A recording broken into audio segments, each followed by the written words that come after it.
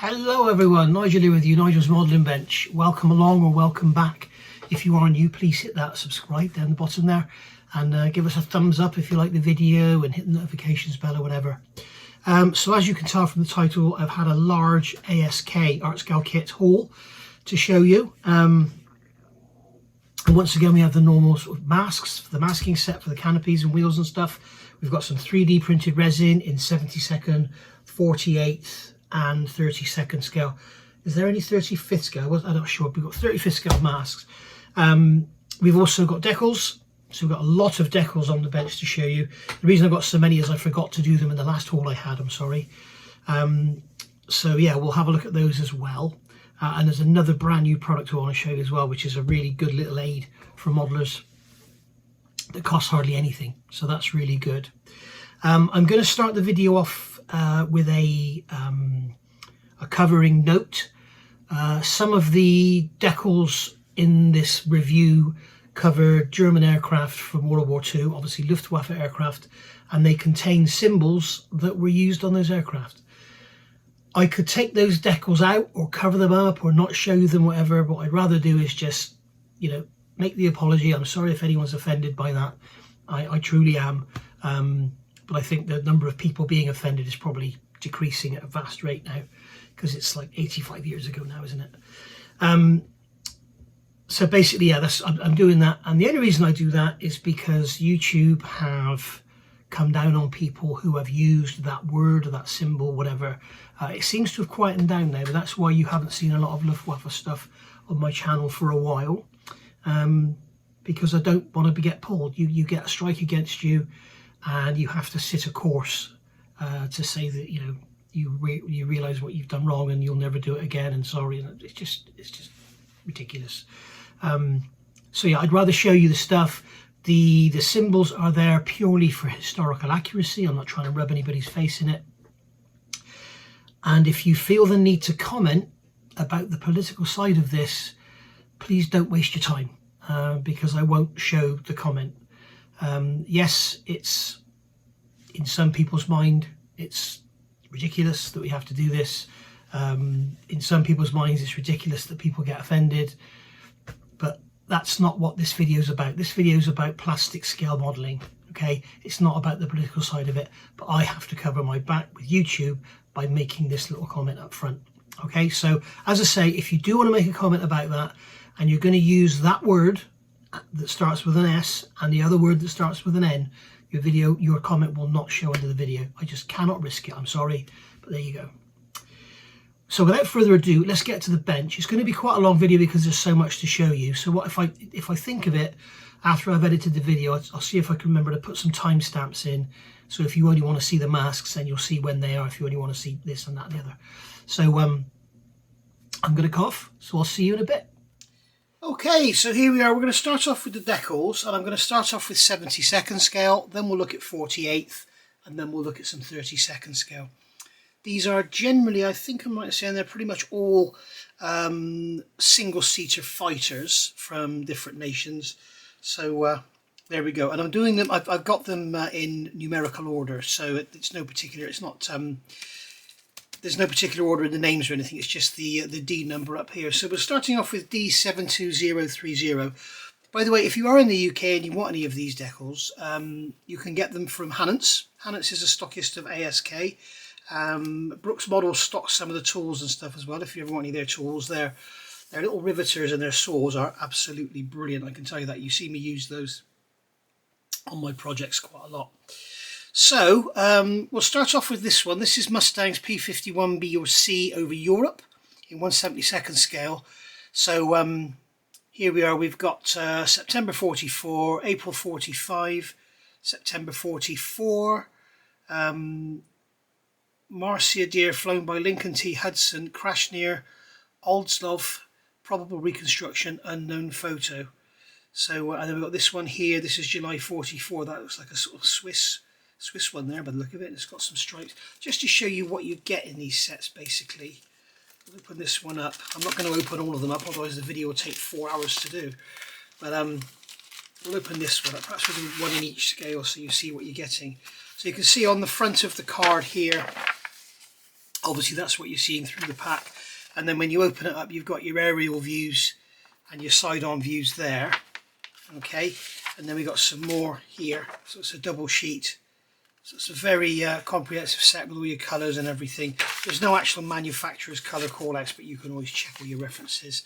And then here we've got some an actual photo of an aircraft. And then here we've got the instructions on how to use the decals. They do go down very nicely. I've done a little test with them before. They do have a very thin carrier film, and as you can see on here, if I can catch it in the light, the carrier film there is slightly out of register. It's not a problem, it doesn't matter, you can see it on the Swedish ones there. We've got the carrier film slightly out of register. The beauty of these decals is, as you'll notice at the end, if necessary, the decal cover varnish can be removed, wash off with Zippo lighter fluid.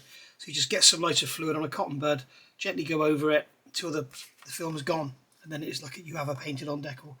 And it does work really, really well as long as you're careful. Don't rub too hard, because once you go through the carrier film, you will start to get to the ink or paint or whatever it is that's in there.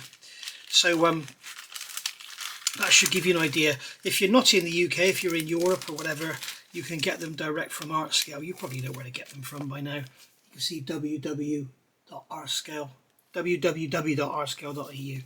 So there we go. So that's the first one. Then we've got a second one here. This is P51BC Part 2 over Europe. So we've got Richard Peterson, May 44. He's based in Britain.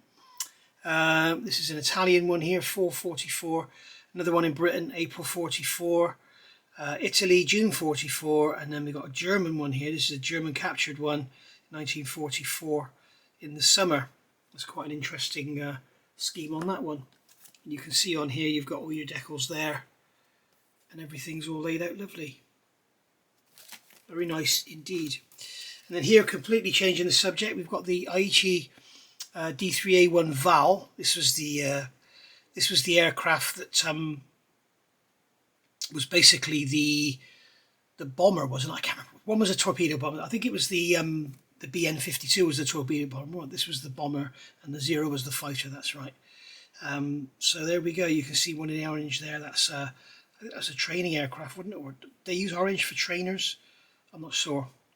But that was actually involved in the Pearl Harbor raid, December 7th, 41. And this one, it doesn't say where it was BI. I can't think what BI is. What ship it was on. I can't think what ship it was on now. AI was a Kagi, so and there you can see. Right, so I'm sorry, I don't know where I got to there. The bloody piece of rubbish Sony ZV-1 camera again. Thing is, I've just switched it on. I've literally to put it on as long as this film has been running and the battery ran out. So it doesn't charge while you're filming. So you think when you turn it off, it would automatically start to charge. But oh no, it's not doing that today. Absolute crap. Don't bother. Sony ZV-1, biggest load of junk camera I've ever owned. It's an awful thing. Anyway, I don't know where I was, but anyway, these decals all look very nice. These are a lot better register-wise with the carrier film. But as I say, carrier film register doesn't really matter. It's the ink that matters. But these are all one colour. So the register, I mean, you've got little stencils down here, which is nice. I wonder what they're for, actually. There's little stencils in both of the sets we've looked at. So there's the actual decal sheet itself. And then here you can see this is going to open up. We've got all these lovely aircraft here. Ah, there's the little stencil there on the side of the aircraft. So that's basically just the type and everything. So yes, very nice indeed. So there's a nice picture. Doesn't actually say where it's from. It's probably a Kagi, whatever. But I can't think what BI is. Never mind. I'm sure a million of you will tell me in the comments below. So there we go. Let's get that back in there. So just in case we spill something on them or whatever. Okay, so that's those, and then we've got the Aichi D3A1 Val, same aircraft, Part 1 Imperial Japanese Navy, Pearl Harbor raid. So there you go. You can see we've got this one. They're all 7th of December. That one's from Zuikaku. So A11 is Zuikaku, And then Model 11, first batch test in China, early 1940. I think I've seen these before, and these were in 32nd scale, so very interesting. They were done for the Infinity kit.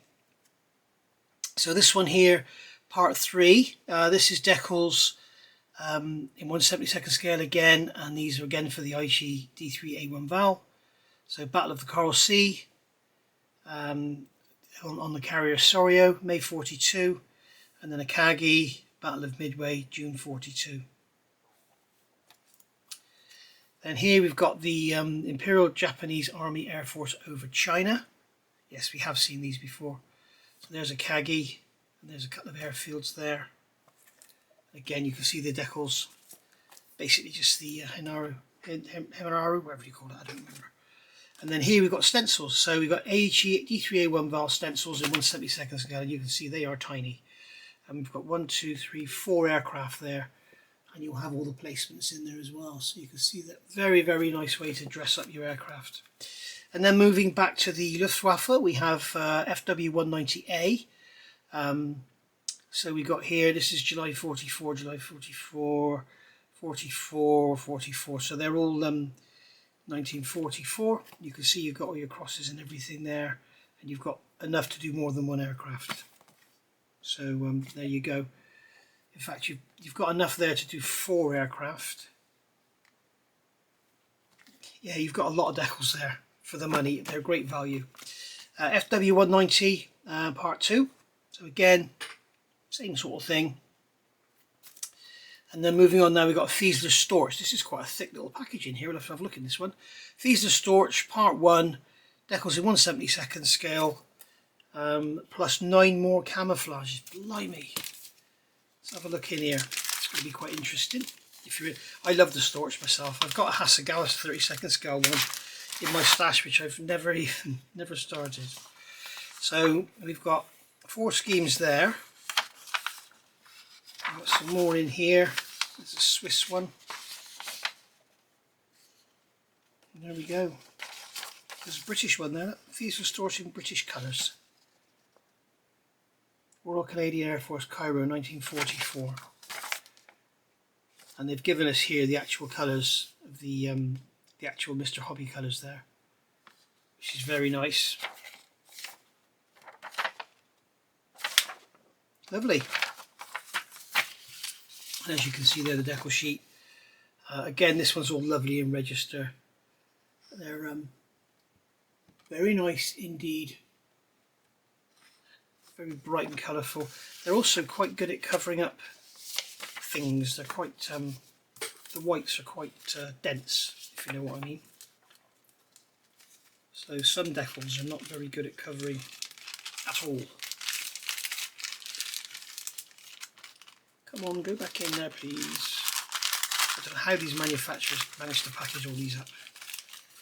Especially like the photo etch sheets and that. These bags, they've always got like a ledge on the inside. Right, and then here we've got part 2 finally, 1/72nd scale.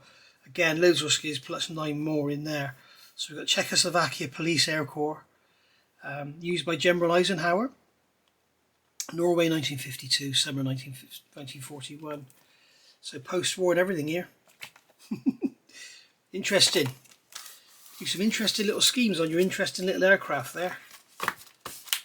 People would think that's a Piper Cub, wouldn't they?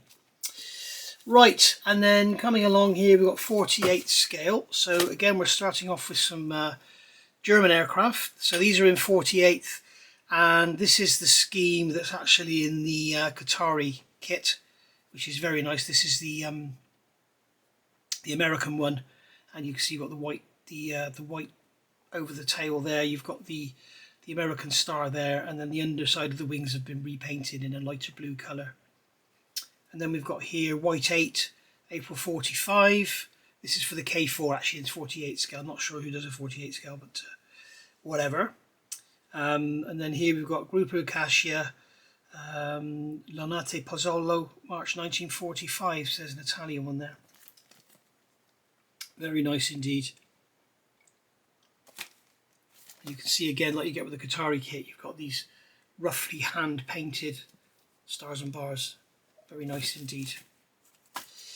And then On to Mustangs. We've got Part 2 European Foreign Service. I don't think I have Part 1. Never mind. So these are basically the same as we saw in 72nd scale, but sized up to 48th. And then here's another one here. Captured at 16th of January 1955 by navigation mistake and emergency landing. Major Yasukiko Kyori. So that's a Mustang with a Japanese rising sun over the star there. And there's a Chinese Air Force. So very interesting. Some interesting colours on there, and you got your teeth as well. Nice. And then here, BF 109E in 48 scale, crosses and vertical stabilizers. So that will be your actual set. So you've got your different sizes there, okay, of your basically just generic 1/48 crosses for World War II Luftwaffe aircraft. And then we've got the same thing here. We've got the Aichi D31A A1 Val. These are in 48th. Remember, we saw these in 72nd, and these are in 48th. So there's the same, pretty much the same schemes, I think. Then again, we've got the Fiesler Storch. Looks like we've got some different schemes here. And again, got the schemes there. So that's what we saw in the 72nd. And then again, we've got the 48th versions of the FW190. And then we've got some stencils in 48th. We get 3 lots on there, so you've got enough for 3 aircraft, which is cool. And then we've got the Boston Mark III, Workhorses in the Sky. So these are obviously all British. That's a night fighter one there. So we've got 42, 43, 43, 43 and 43.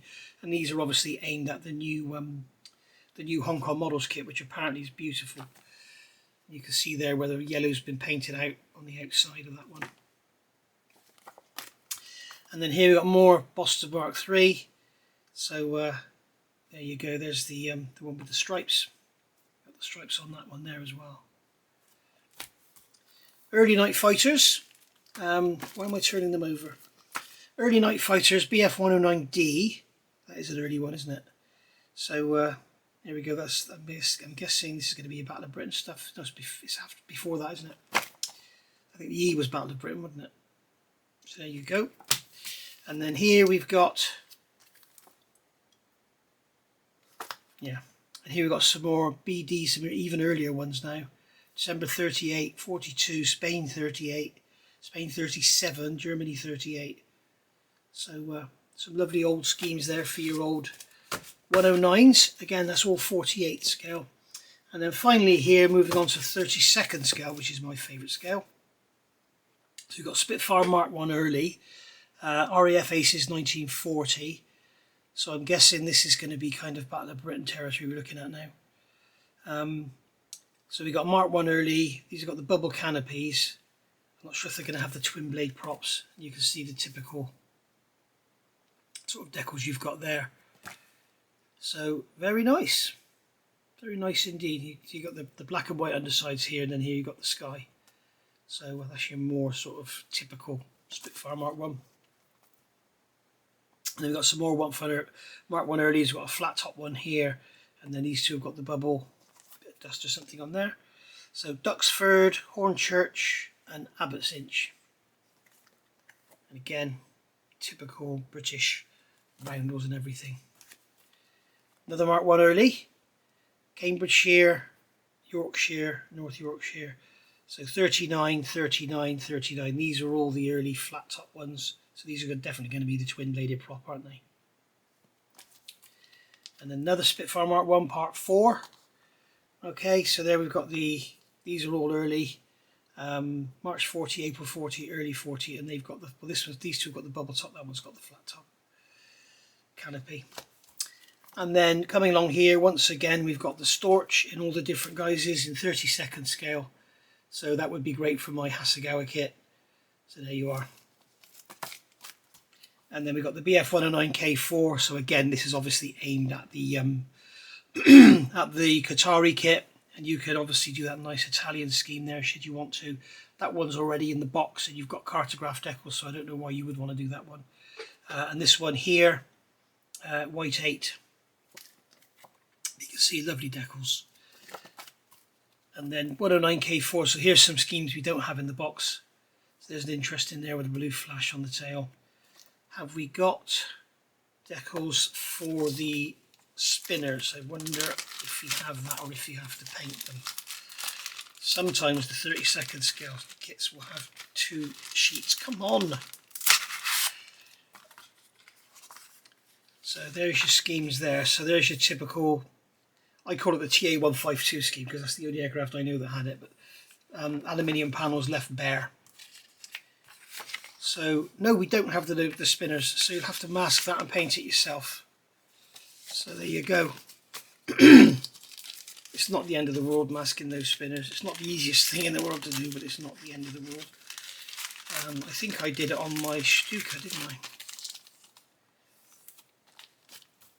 And then more 109K4s.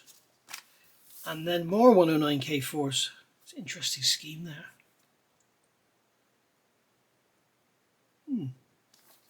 So there we go. So that's the decals all dealt with. Let's have a look at some masks. Alright, so we have some masks here. Starting off with 48th. Again, I've done this in numerical order. So these are the DB7B Boston 3 from Hong Kong models. One-sided, so this is only on the outside. It's not going on the inside.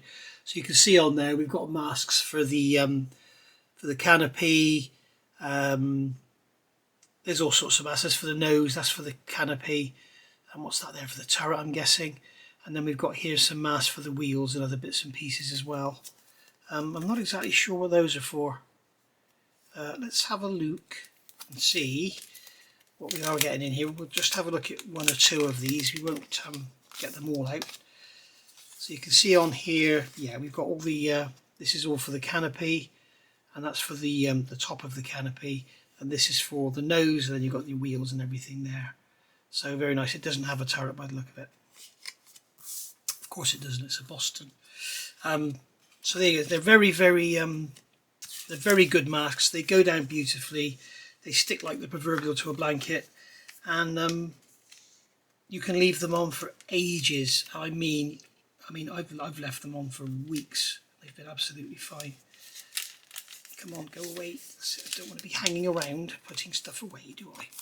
Right, so there's our mask there. Then we've got a lovely little set here. This is double-sided. This is for the Jaguar from Airfix. Beautiful kit. So this is double-sided, so that means you can mask the inside and the outside. So you mask the inside and spray the interior colour. You mask the outside and spray the exterior colour.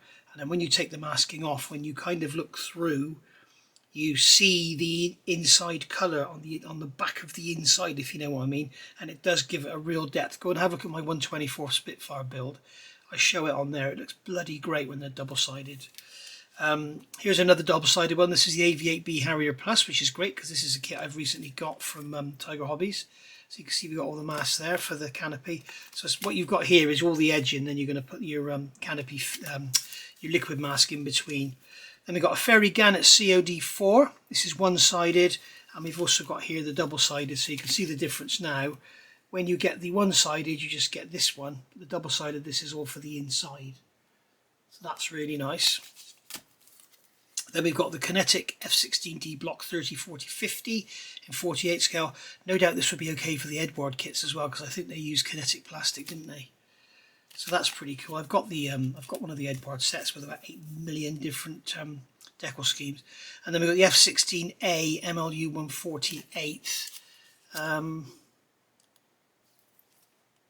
Okay, the D is a twin seater in it, the A is a single seater, so this would probably fit all the single seaters if the truth be known. And then we've got Airfix Spitfire TR9, and again I've got the single-sided and the double-sided. So you can see on here the difference. You've got a lot more masks in this one for doing both sides of the canopy, and that one you don't. Okay, so that's for the Airfix Spitfire. And then here finally we've got the 35th scale border model A6M20, and there we go. So it's double-sided. So you've got interior and external FIA 0, and you can see there are a lot of masks in there, so it's well worth doing. When you see these sets with loads of masks in them, like for instance with this Boston, you know, there's I can see 61 there, 66. There's a lot of mask. I mean, that's a hell of a lot of masking and cutting to do. It's so much easier to just buy one of these, take them off and stick them on.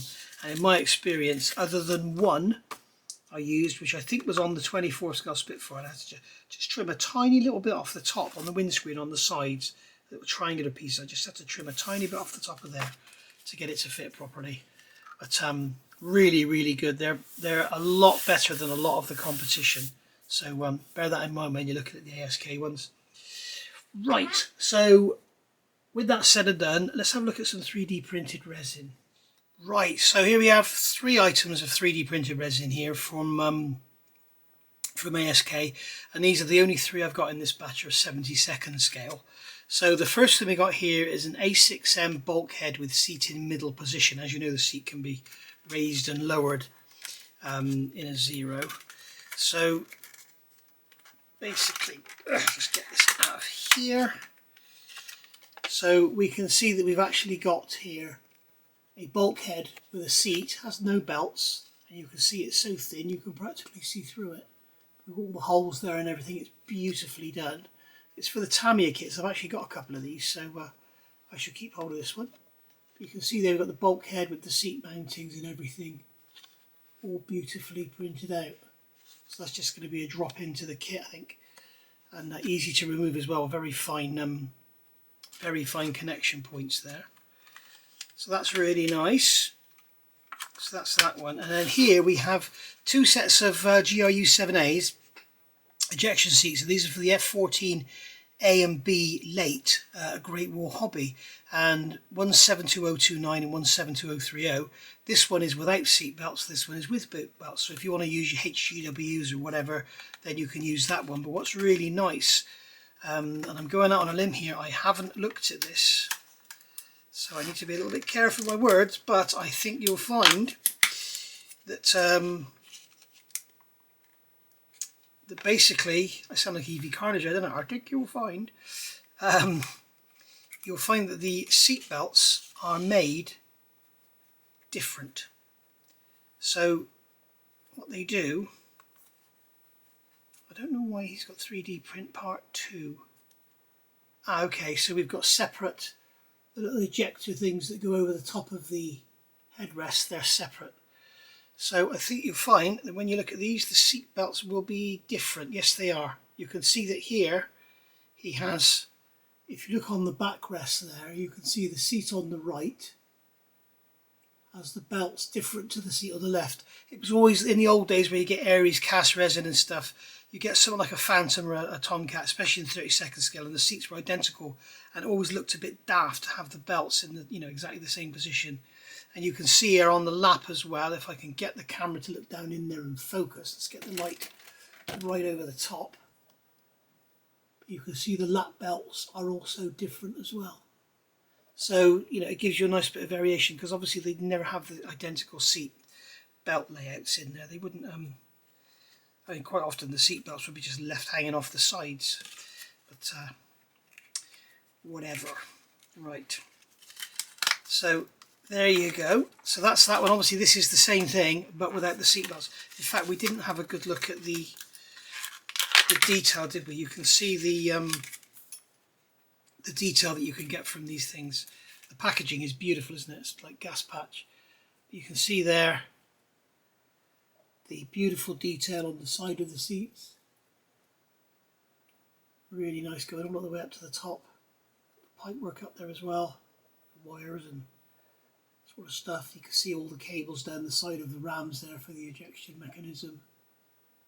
Absolutely gorgeous, really, really nice. As I say, it says for the Great War Hobby kit, but I'm sure they'd fit others as well. But don't take my word for it, they may be too tall or too low or whatever. They're a bit too tall, just shave a bit off the bottom. No one will notice. I won't tell anybody you did it. Okay, so that's 72nd scale. Let's have a look at 48. All right, I've got a few 48 scale bits and pieces here. We'll just grab them at random. Start off here, we've got the Type 98 gun sight. This is for your Japanese Zero aircraft. I'm not sure if the Val would have had them or anything. I'm not sure if the pilot even had guns, did he? He probably had guns in the wings. It's one of those things I don't really think much about. So you can see here, we've got the same gun sight in 3 different sight variants. So you can see that the 2 on the left here have the circular sight is vertical, and on this one it's been lowered down out of the way.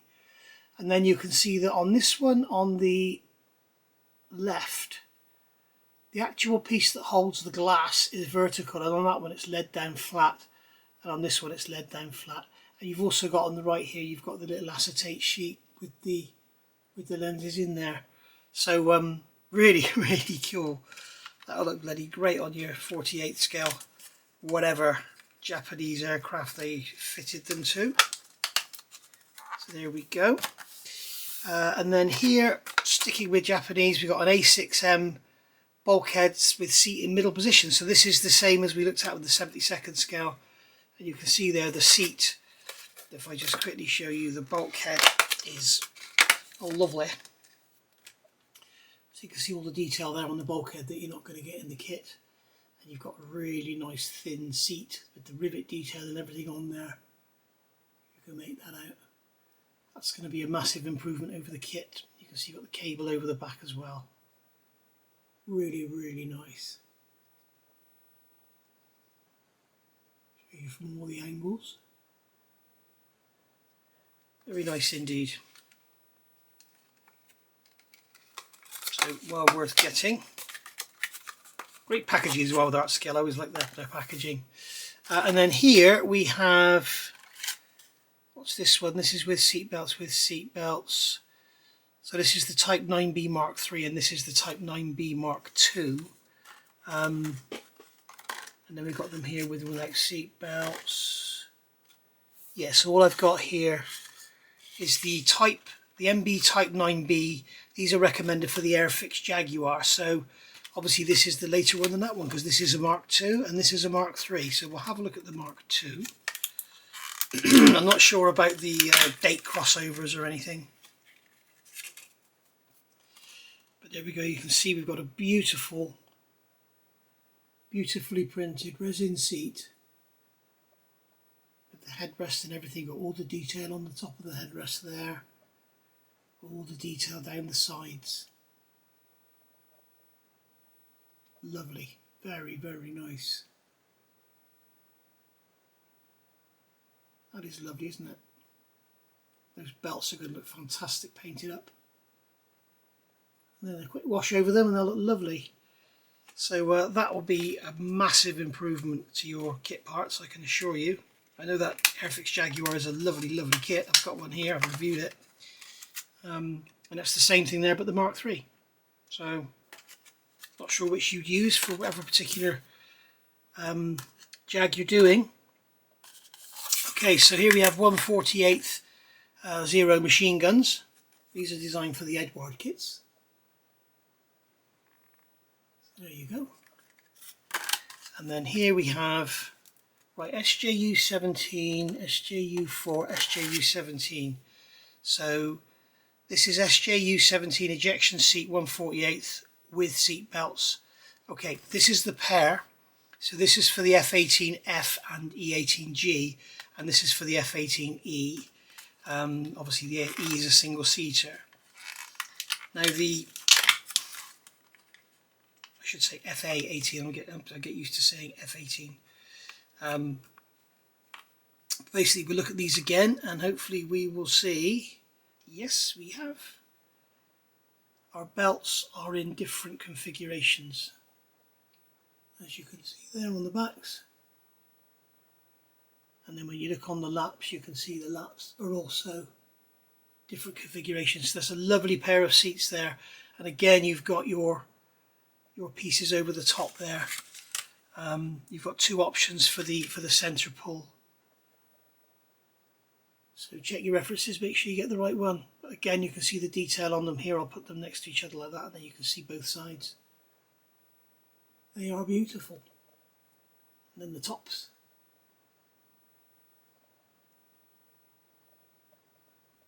That's again, you know, whatever you've got, it's going to make a massive improvement to your cockpit, especially if you've got the canopy open. It's going to look stunning. Okay, and it's the same thing there, but a single. So there you are. And then next we've got Messerschmitt ME262A seat with seat belts. Just looking at what I've got here. Messerschmitt ME262A seat with seat belts, recommended for the Tamiya kit. So I don't have one of those. But you can see it's a very small seat when you compare it to these sort of things. of the day. It's just a very small seat, and you can see we've actually got the belts on there as well. So there's your seat with the back cushion. Obviously it doesn't have a bottom cushion, the pilot sits on his chute. There we are. Lovely. Lovely, lovely, lovely. Right. And then moving along here, we have A6 M2K bulkheads with seats. You've got two in here. I don't know why he's done a pair of them. They're very nice. They're for the Edward kit. You can see similar thing as we've looked at in 72nd and 48th. I've already looked at those, haven't I? That's the 72 scale. So here we've got the SJU4 ejection seats without seat belts and with, so I can show you the difference now. It's obvious what the difference is, but you can see what you're getting. There you go. So there's just the plain seat with no belts. You can see down in the bottom there. So you can add your own HGW belts or whatever. And then this one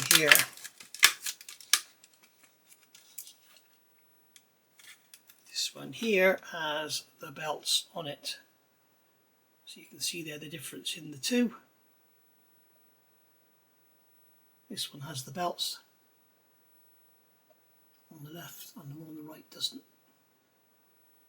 Okay, we've got a little box at the bottom as well. So this is the one with seat belts.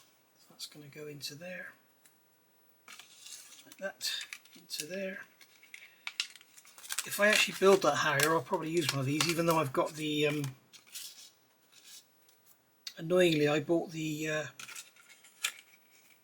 can't remember the name of the company, the Chinese one. I can't remember the name. Rocket, was it? I can't remember. I bought that one anyway, and these are probably nicer. Well, they will be nicer. So there we go. So that's all the 48 scale. Now what I've got now for you is a special, and it's really, really nice that what he's done, and I think is a great little accessory that will be very handy. So give me a minute and I'll just get them ready. Okay, so as you can see here, we have some sets. These are not all the sets he makes, this is just a selection of them, and basically they are wheel bay masks. And I've got some here in 48, 35th and 32nd. So you can see here, we'll look at these BF109K4s, and these are for the Qatari kit. And as you can see in here, what it is, it's a couple of bits of foam, and they have the part numbers on them. Okay, so if you do happen to lose the packaging, you can always go back and use them again. They've also got left and right marked on them, and they are absolutely beautiful. They're reusable, and they're, as you can see, they're a very, very dense foam, so they will do the job wonderfully well. And I'm really impressed to see them. In fact, what I'm going to do, I'm going to go and grab the kit and see how well they fit. As I said, I've got pictures to show you, and I've got another picture to show you of the Messerschmitt ME262A. But I'm going to, I've got pictures to show you. Have a look at this, and then we'll come back and have a look at the actual parts live, if you like. All right, I've got the sprue here now, and as you can see, this is left. So that one's going to go in there, and you can see on here there is a tiny little lip around the edge of that bay, and it ends a couple of millimeters before the slot there, you can see. And when you look at these, they've actually got that cut in there. Okay, so you're getting a really precise fit. So they're going to go in with the letter facing out. So you're just going to slot those in there like that, and they are they're just tight enough to hold them in. So that's going to go in like that, and you can see it's an absolutely perfect fit. And then you're just going to spray your model, and then just get a cocktail stick or something and dig them out, and then stick them in a bag and use them again. And no doubt they will fit other kits as well. I mean, they probably fit the Revell just as well as they fit this. I don't know how accurate the Revell is, but I'm not even sure if the Revell's got this for the doors, has it? But you know what I mean. So There we go. So there's the wheel bay they're going to go into. So that's the right. So you can see it's just going to push into there. Absolutely lovely. But it's the edge of the actual wheel bay that's going to hold it in. So that's lovely. Really, really nice. Lovely, lovely, lovely. So yeah, as I said, I had a picture and I can show you the real thing as well. And the next ones we're going to look at, I've also got a picture of. I got these from the Hanant's website. These were like $3.99. I think they're worth their weight in gold, really. Just, you know you're not going to have any problems with edges. This one here, this is the 48th one for the ME262, as you can see, the Tamiya kit. And you've got the actual wheel bay here. So, and if you look at the photograph, you can see we've got bits here for blocking up the engines. So you've got to block the engines and then spray around the engines. You've got your wheel bay here, and this was your nose wheel bay, wasn't it? So absolutely brilliant, great little set. And I noticed the Hanant's was sold out. So but again, you've got the number printed on there. You can use them again. You've got left and right on there. They've only got the number printed on one of them, 48012, so you have to keep them together. But what a great little set, and those are just going to pop into your, I mean, you could probably use them on a lot of aircraft. You could probably use those on that Boeing 707 I was looking at. What a fantastic little idea. And the thing is, because it's so dense, like normally the foam is quite, you know, like the foam you've got in here is the sort of foam we generally use. And it's bubbly, as you can see, and it gets a bit hairy and fluffy on the edges. Well, this won't do that. So there we go. So that's a couple we've looked at. We've also got them for the Spitfire Mark 1, Mark 1A and the 5A in 32nd scale from Qatari. So that's very nice.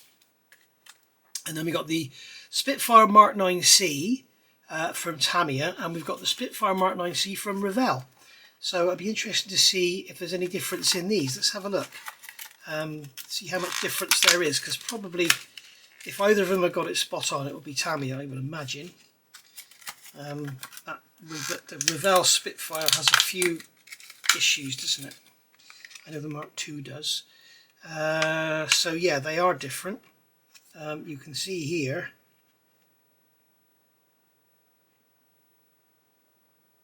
not only are these thinner, Revell ones are thinner, but the Tamiya has this little cutout in here and the Revell one doesn't. So it's basically a design difference more than an accuracy difference, I guess. But there we are. So that's those Tamiya ones there.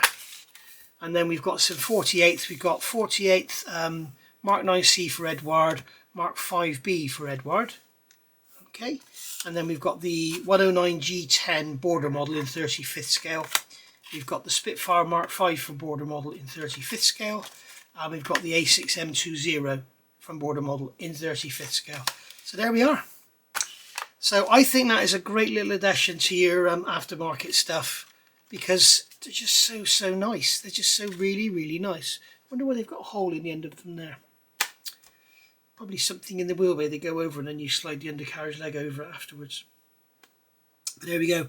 Absolutely gorgeous. Really lovely. Brilliant idea. Well done, Peter.